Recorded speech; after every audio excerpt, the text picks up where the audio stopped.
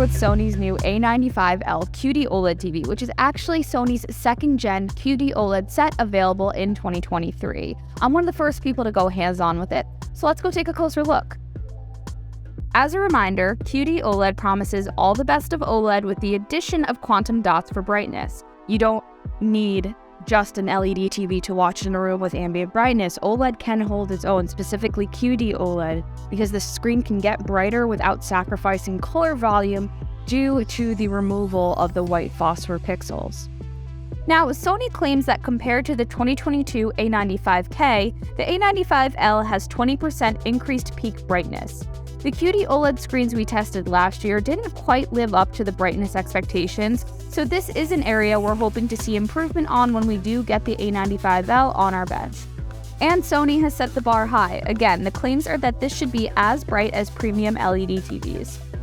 You might notice a new split stand design that supports elevated and wide positions, which can be helpful if you have a soundbar you want to place underneath. And as for sizes, the options for this model are 55 inches, 65 inches, and 77 inches. 77 is also the large size of the new Samsung S95C OLED TV, which is technically a QD-OLED TV. So Sony, in outsourcing its TV panels, is kind of in this position where it has to follow Samsung's lead in rolling out QD-OLED units. But the processing is how the company continues to hold its own. The Bravia cognitive processor XR has established a reputation for image accuracy and reproducing the creator's intent across the entire Bravia TV lineup. Yes, the TVs are still running the Google TV platform, but they have two new menus you might find interesting. First, the Eco dashboard that makes it easy to access all of the energy-saving settings in one menu, and second, the game menu.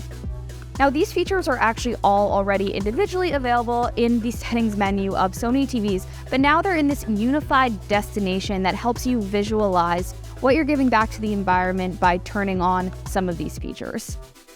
Sony has kind of resisted the gaming menu or any sort of dedicated gaming settings longer than its competition, but now it's here and it borrows features from Sony's in-zone gaming monitors.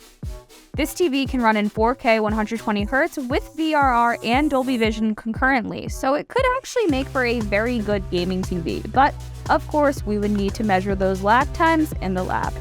We're now in the second year of QD-OLED TVs being available to buy on the market, but whether it's time for you to actually go and pick one up will come down to our lab test, so be sure to stay tuned to that. And in the meantime, let us know your first impressions in the comments or on social, Facebook, Twitter, Instagram, and TikTok at Tom's Guide. And as always, I'm at Kate Kozich. Thanks for watching. Catch you next time.